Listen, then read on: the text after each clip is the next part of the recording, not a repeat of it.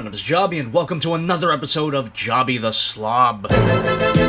A lot of you guys seem to have responded positively to this new series, and some of you, your reaction is understandable. As long as you understand the reason why I'm doing a video like this, we're all good. And it's completely possible for some of you to not know about the move that I'm taking. Some of you didn't even know why I had a huge rubber dog, which, by the way, if you don't know the reason for that, shame, shame, shame. As for the idea of the JobbytheSlob videos, these are going to be a series of videos that are easy for me to make, easy for me to film, easy for me to edit, something I can make in at least 1 or 2 days instead of the usual 3 or 4 days. Of course, a special thanks is in order to Will Gay. Thank you so much for sending this figure to my P.O. box. I know it's Will GAA, but come on, it's just a little meme. So without further ado, let's take a look at the Transformers Robots in Disguise one-step changer, Bisk. The painting and the sculpting on this figure is okay. I mean, come on, I can't be too harsh on it. It's literally a figure that transforms in 1 step. So how detailed can it really be? To the figure's credit, it has no kibble whatsoever. The paint apps are simple but effective, and it rolls alright. Definitely not a figure geared towards collectors, but I can't be too hard on it. It's a child's toy. And why the hell am I talking about? As some of you might be wondering, what the hell is even Robots in Disguise anyway? I'm not so sure myself. All I really know is that it's the newest incarnation of the Transformers on TV. It looks to be geared towards kids. It really doesn't look like my thing. They did this weird thing where all of the Decepticons were basically giant furries, and I'm not really sure how to feel about that. I mean, Decepticons are bad, but they're not the scum of the earth. And this guy is no exception to the Decepticon furry rule. Except his robot mode is unique in that it's a sea creature. You don't really see those in cons. And on the topic of the animal influence, it's really cool that even in the car mode you can see some of that crustacean detail. And these parts kind of look like claws. But unlike a real lobster, this guy isn't overpriced, and he probably tastes better too. And one more notable detail, there's a Decepticon logo on the hood, which allows the figure to be scanned into some kind of game. But whatever game it is, it doesn't look as fun as that Bionicle Flash game. Anyone remember that shit? Anyway,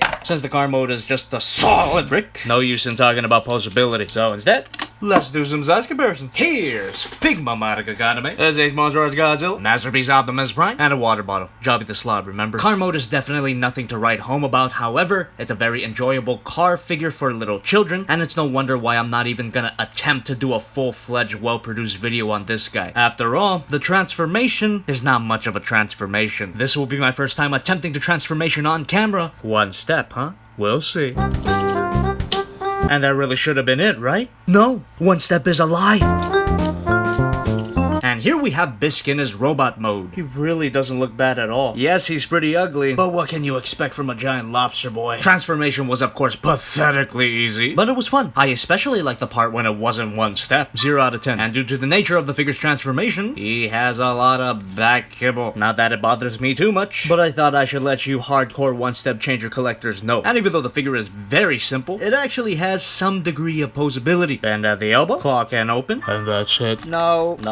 Not even a bit of But how the hell could I be mad? It's a 1-step changer. You get what you pay for. Luckily, I didn't pay for this. Anyway, let's just do some size comparison so I can get back to packing up my shit. Modica? Godzilla? Optimus Prime? What? So even if the figure is extremely simple, down to the transformation and even the painting and sculpting, I can still say that for the target audience, this figure's pretty good. Get this figure if you're looking for some kind of interesting desk toy, or if you got a kid. They'll love it. As for me, not really my thing, but the deluxe class version that you could find on the Big Bad Toy Store is a little more my speed. Looks like it's got pretty good posability and a more complicated transformation. That price is pure cancer though. But if you were interested in this particular version, you're kinda shit out of luck. But go ahead and check out their other Transformers toys. For every 1-step changer you might want, there's like 50 other figures that are way better. Thank you very much for watching. Again, I'm sorry you had to bear this, and thank you so much to all of you guys that have been understanding about my situation. And if you love these kind of reviews, let me know. If you hate these kind of reviews, let me know. I can take it, I swear. And for those of you telling me to put on a shirt, no.